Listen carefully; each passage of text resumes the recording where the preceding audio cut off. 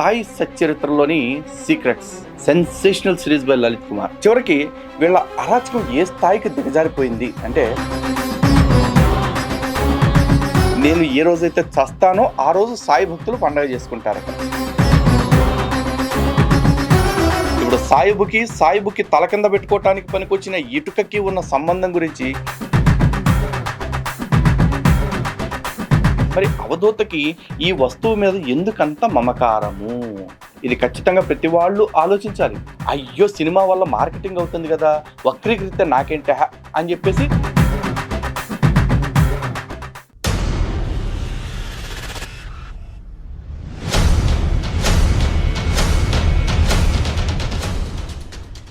హిందూ బంధువులందరికీ జై శ్రీరామ్. ఈ సాయి భక్తులందరూ కూడా గత కొద్ది రోజులుగా మా మీద తెగ ఏడుస్తున్నారు.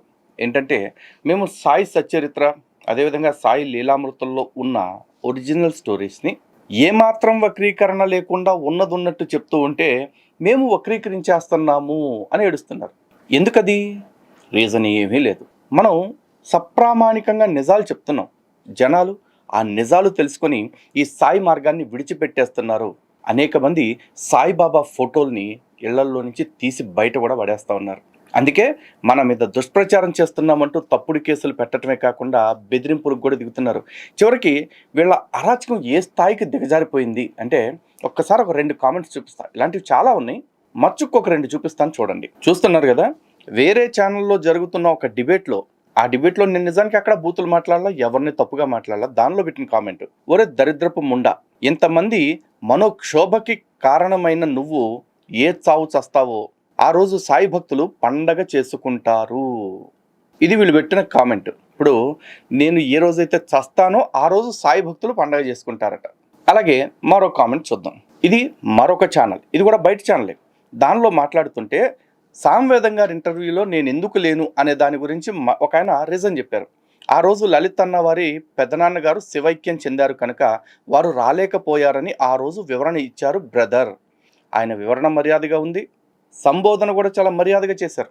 కానీ దానికి కింద సత్యసాయి బాబా అనే ఒక ఐడి తోటి వచ్చినోడు ఏం పెట్టాడు చూడండి.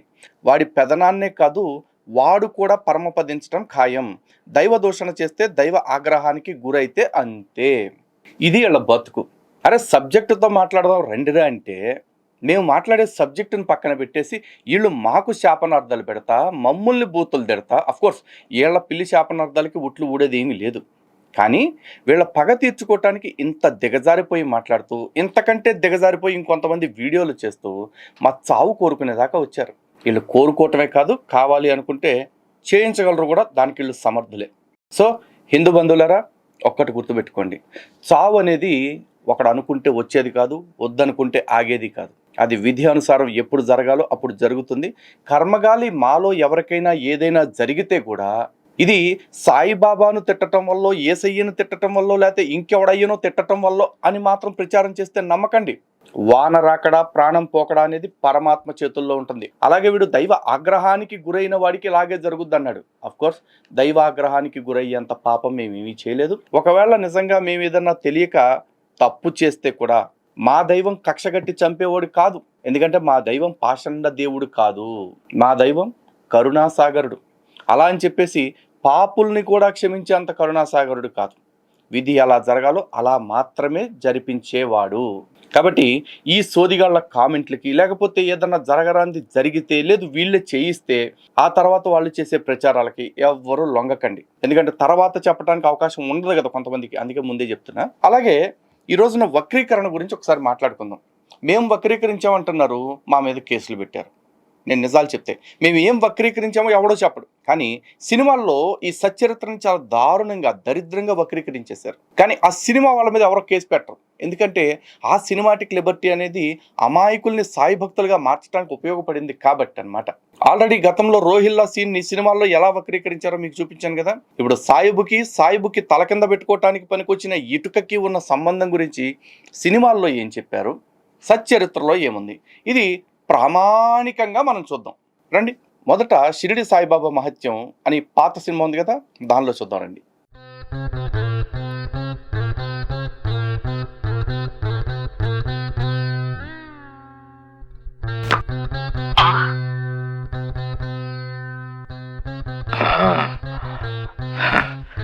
బాగోజీ, భయపడతావెందుకు? అనుకోకుండా జరిగిన దానికి నువ్వేం చేయగలవు? వెళ్ళు. ఏం జరిగింది బాబా?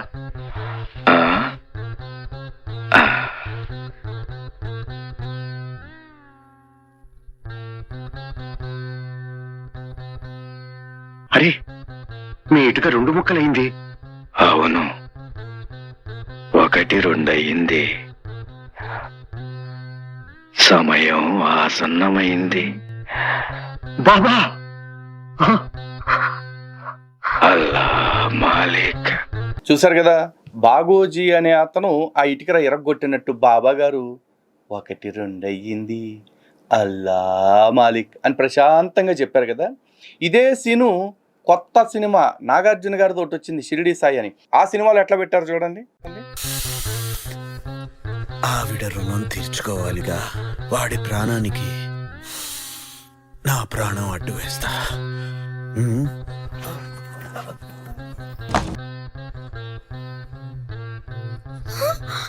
నైనం చిందంతి శస్త్రాణి నైనం దహతి పావకః న చైనం క్లేదయంత్యాపో.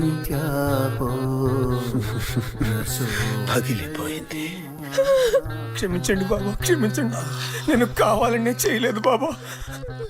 ఇందులో నీ తప్పే ఉంది. 1 2 అయింది. అదే శరీరం ఆత్మ 2 వేరు కదా. బాబా అలా మాట్లాడద్దు. అబ్దుల్లా పొరపాటున. ఇది అబ్దుల్లా చేసిన పని కాదమ్మా, ఆ దేవుడు చేసిన పని. ఈ ధునిలో కట్టె కాలడం ఎంత సహజమో, చితిలో ఈ దేహం కాలడం కూడా అంతే సహజం. చూశారు కదా, సినిమాకి ఎంత వక్రీకరణం. అక్కడ చూసినట్టయితే బాగోజీ, ఇక్కడ చూస్తే అబ్దుల్లా. పైగా వీళ్ళు ఎట్టా ఫీల్ అయిపోతున్నారు, ఎలాంటి ఎక్స్ప్రెషన్లు ఇచ్చారంటే ఏదో మాయిల్ పకీర్ ప్రాణం కనుక చిలకలో ఉంటుంది, చిలక చస్తే మాయిల్ పకీర్ చస్తాడంటారు కదా. అలా ఇప్పుడు ఇటుక రాయిలో బాబా గారి ప్రాణం ఉంది, ఆ ఇటుక పగిలితే బాబా గారి ప్రాణం ఎగిరిపోద్ది అన్నట్టుగా ఈ సీన్ చూపించారు. పైగా బాబా గారు ఏమంటున్నారు, ఏం జరిగింది 1 2 అయ్యింది, అది ఆయన ఇష్టం అన్నారు. ఇంకో అబ్సర్డ్ డైలాగ్ ఏంటంటే, ఈ ధునిలో కట్టె కాలటం ఎంత కామనో అలాగే చిత్తులో ఈ కట్టె కాలటం కూడా అంతే కామన్ అన్నారు. బాబా గారు ఇది కామన్ కాదండి, ఎందుకంటే మిమ్మల్ని కాల్చలేదు. బహుశా మీ చిత్తం ఇదే అయ్యి ఉంటే మీ చిత్తానికి వ్యతిరేకంగా మీ భక్తులు మిమ్మల్ని పూడిసిండ్రా కదా. కానీ అసలు వాస్తవం ఏమిటి, సచ్చరిత్ర ఏం చెప్తుంది? బాబా గారు చెప్పినట్టుగా చిద్విలాసంగా పగిలితే పగిలిందలే బోకలో అని సరిపెట్టుకునేలా చెప్పలా. ఇప్పుడు స్టోరీ చూద్దాం. దేహం పడిపోబోయే నాటికి కొద్ది రోజుల ముందు జరగబోయే సంఘటనకు సంబంధించి షిరిడీలో మసీదులో కొన్ని అపశకునాలు కనిపించాయి. వాటిలో నేను శ్రోతలకి ఒకటి చెబుతాను అని చెప్తుంది నేను కాదు, హేమాద్పంత్ గారు. ఎందుకంటే అన్నీ చెప్తూ పోతే గ్రంథం విస్తరిస్తుంది. అందుకే 761 పేజీలు రాశారు. పోనా రాసిందన్నా సరే ప్రచురణ చేస్తున్నారా? గ్రంథం విస్తారం అయిపోతుందని ఇప్పుడు సగానికి కోసి 300 పేజీలకి తెచ్చారు. ఏమిటండి ఇది? ఎన్నో సంవత్సరాల తరబడి బాబా వద్ద ఒక పాత ఇటుక ఉండేది. జనరల్గా ముస్లిమ్స్ ఇటుకరాయి జేబులో పెట్టుకుంటారని ఎప్పుడో విన్నాను. అయితే వాళ్ళ పర్పస్ వేర్లేండి. ఇది కొంచెం పెద్ద ఇటుకరాయి అంట. దానిపై చెయ్యి వేసి బాబా ఆసనంలో కూర్చునేవారు.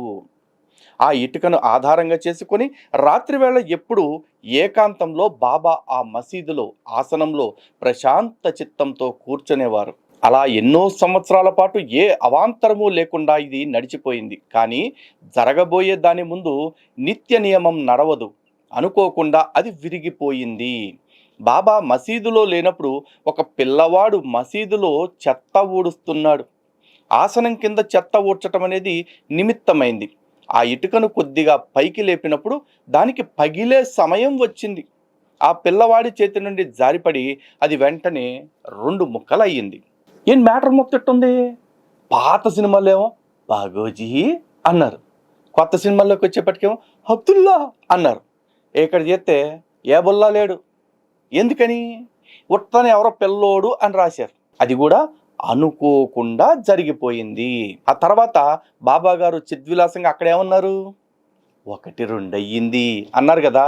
ఇక్కడ 100 అయింది చూడండి ఇప్పుడు. ఎందుకంటే ఆ ఇటుక ఇరిగినప్పుడు అక్కడ బాబా గారు లేరు, ఎక్కడో ఉన్నారనమాట. ఆయన ఆ సమాచారం విని ఏమన్నారంటే, బాబా ఇది ఇటుక కాదు, నా ప్రారబ్ధమే, అది విరిగింది అని బాబా చాలా కలత చెందారు. ఆయన కళ్ళల్లో నుంచి దుఃఖాశ్రువులు స్రవించాయి.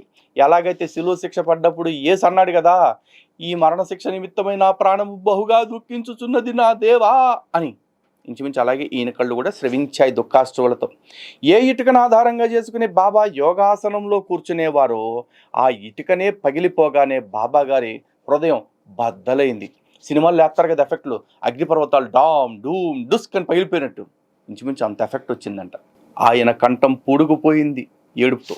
ఎంతో కాలం నాటి పాతది, తన ఆసనానికి మూల ఆధారమైనటువంటిది అయిన ఆ ఇటుక ఒక్కసారిగా పగిలిపోవటం చూసి బాబాకి మసీదంతా శూన్యమైపోయింది, మొత్తం బ్లాంక్ అయిపోయిందట. అది సాధారణమైన మట్టి ఇటుక, కానీ బాబాకి అది ఎంతో ప్రీతిపాత్రమైనది. బాబాగారు అవధూత కదా, మరి అవధూతకి ఈ వస్తువు మీద ఎందుకంత మమకారము? ఇది ఖచ్చితంగా ప్రతి వాళ్ళు ఆలోచించాలి. ఎందుకంటే సర్వసంగ పరిత్యాగులకి అసలు దేహమోహమే ఉండదు అంటారు, కానీ ఒక ఇటుక మీద బాబా గారికి అపారమైన మోహము కదా. దాని ఆ దుస్థితిని చూసి బాబా మనసులో ఎంతో దుఃఖించారు. ఆ ఇటుకకే జారగిలపడి ఆసనంలో యోగ తత్పరులై బాబా గంటల తరబడి అలా కూర్చునే ఉండేవారు కనుక దానిపై ఆయనకి ఎంతో ప్రేమ ఉండేది. ఇప్పుడు ఆయన కూర్చుంటున్నారు కాబట్టి ఇటుకరాయి మీద ప్రేమ, ఆయన రోజు తలదాచుకుంటున్నారు కాబట్టి ద్వారకామాయి అని పేరు పెట్టుకున్న మసీదు మీద ప్రేమ, రోజు రొట్టెలు తెచ్చిస్తున్నారు కాబట్టి ఆళ్ళ మీద ప్రేమ, మనుషుల మీద. మరి ఎంతమంది మీద బంధాలు ఏర్పరచుకుని ఆయన అవధూత అని ఎలా చెప్తారు? వెనకటికి ఇట్టాంటి వాళ్ళని చూసే ఓ చిన్న పెట్ట కథలు చెప్తారు. ఓ సన్యాసికి 2 గోచీలు ఉండేయంట, ఒకటి దండెం మీద ఒకటి ఒంటి మీద. సో ఇప్పుడు దండెం మీద ఒంటి మీద ఉండటం ఆయనకి పెద్ద సమస్య కాదు, ఎందుకంటే ఆయన సర్వసంగ పరిత్యాగి. ఆయన 2వ గోచిని ఎక్కడ పెట్టినా ఒక ఎలుకొచ్చి కొట్టేస్తా ఉందట. ఆయనకి చూసి చూసి విసుగొచ్చి ఏం చేయాలో అర్థం కాకపోతే ఎవరో సలహా ఇచ్చారట, దానికి ఎంత బాధ ఏంటండి, ఒక పిల్లిని పెంచుకోండి, పిల్లుంటే ఎలుక రాదు అన్నాడంట. సరే కదా అని చెప్పేసి ఆయన పిల్లిని తెచ్చి పెంచుకోవటం మొదలెట్టాడు. ఇప్పుడు ఆ పిల్లిని తెచ్చి పెంచుకున్నప్పుడు పిల్లికి రోజు పాలు పోయాలిగా, దానికోసమని ఒక ఆవుని తెచ్చి పెంచుకోవటం మొదలెట్టాడు. ఇప్పుడు ఆవు వచ్చింది, పిల్లి వచ్చింది, మరి రెండింటిని పెట్టాలంటే ఒక స్థలం కావాలిగా, కాబట్టి ఒక ఇల్లు ఏర్పాటు చేసుకున్నాడు. మరి ఇల్లు వచ్చింది, ఆవు వచ్చింది, పిల్లి వచ్చింది, మరి ఈ మూడింటిని చూసుకోవాలంటే మనిషి కావాలిగా, అందుకని ఇక తప్పక పెళ్లి చేసుకున్నాడు. ఈయన సన్యాసం సంకనాకింది. ఇట్టాగే ఉంది, మెల్లమెల్లగా ఒకదాని మీద మోహం పెంచుకుంటారు కాబట్టి అవధూతలకు ఒక నియమం పెట్టారు. సన్యాసులకి కూడా అదే నియమం ఉంటుంది. అదేంటంటే ఈరోజు ఉదయం ఎక్కడైతే భోంచేస్తారో రాత్రి అక్కడ నిద్ర చేయకూడదు, రాత్రి ఎక్కడైతే నిద్ర చేస్తారో మరుసటి రోజు ఉదయం ఆ ఊరిలో ఉండకూడదు. ఎందుకంటే ఒక ప్రాంతం పట్ల, ఒక వ్యక్తి పట్ల, ఒక వస్తువు పట్ల మోహాన్ని పెంచుకోకూడదు. ఇది సన్యాసులకి, అవధూతలకి, పరమహంస పరివ్రాజకులకి ఉండే నియమము.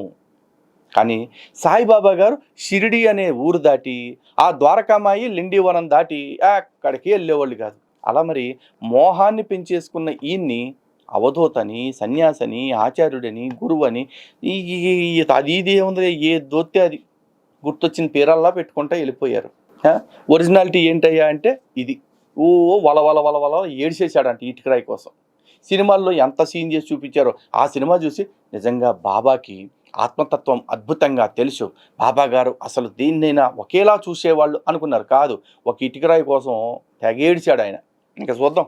కనుక దానిపై ఆయనకి ఎంతో ప్రేమ ఉండేది. దాని సాంగత్యంతో నేను ఆత్మచింతన చేసేవాణ్ణి, అది నా ప్రాణానికి ప్రాణం. అలాంటి నా ఆత్మీయురాలు పగిలిపోయింది, అది లేకుండా నేను ఇక్కడ ఉండలేను. ఇటుక నా జీవన సహచరి, ఈరోజు నన్ను వదిలి వెళ్ళిపోయింది అని దాని సుగుణాలు గుర్తు తెచ్చుకొని బాబా దుఃఖించసాగారు. ఈ ఎపిసోడ్ మొత్తంలో ఎక్కడైనా సరే ఇటుక పగిలిపోతే బాబా ప్రాణం ఎగిరిపోతుంది అని ఎక్కడన్నా రాశారా?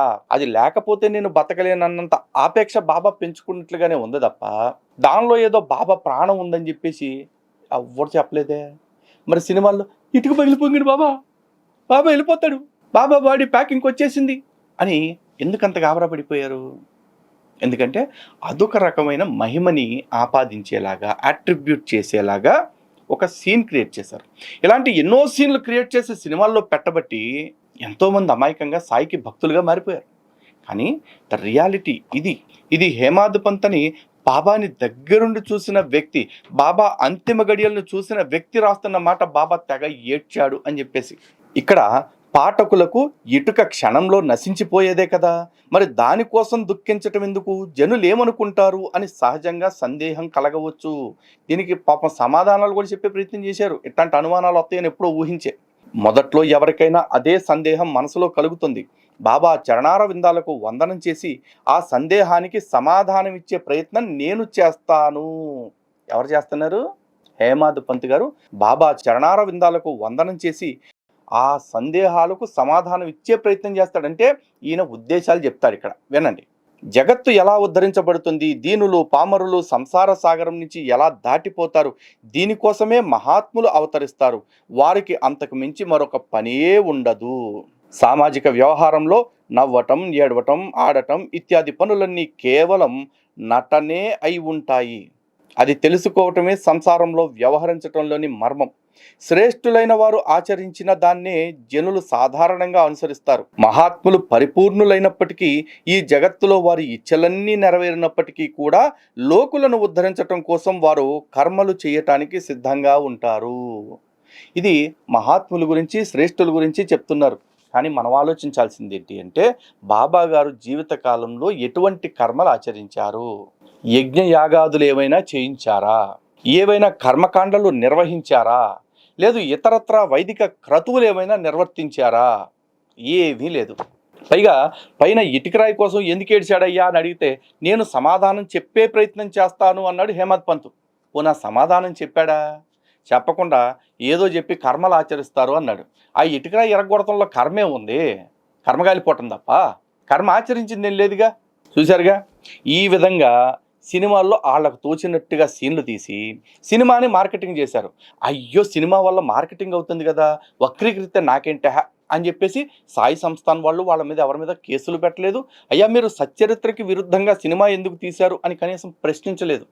కానీ సచ్చరిత్రలో ఉన్నది ఉన్నట్టు బోధిస్తుంటే మా మీద మాత్రం కేసులు పెడతారు, మా మీద బూతులాడుతూ వీడియోలు పెడతారు, మా మీద దాడులు చేస్తామని బెదిరిస్తారు, చివరికి మేము చావాలని కోరుకుంటారు, అవసరమైతే మమ్మల్ని చంపించడానికి సుపారీ గ్యాంగులను కూడా అరేంజ్ చేస్తూ ఉంటారు.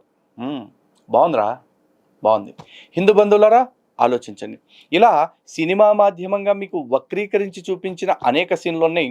వాటి గురించి మరొక వీడియో మరింత వివరంగా మళ్ళీ చేస్తాను. ఓకే, వక్రీకరణ వాస్తవం క్లారిటీ వచ్చిందిగా. చూస్తూనే ఉండండి.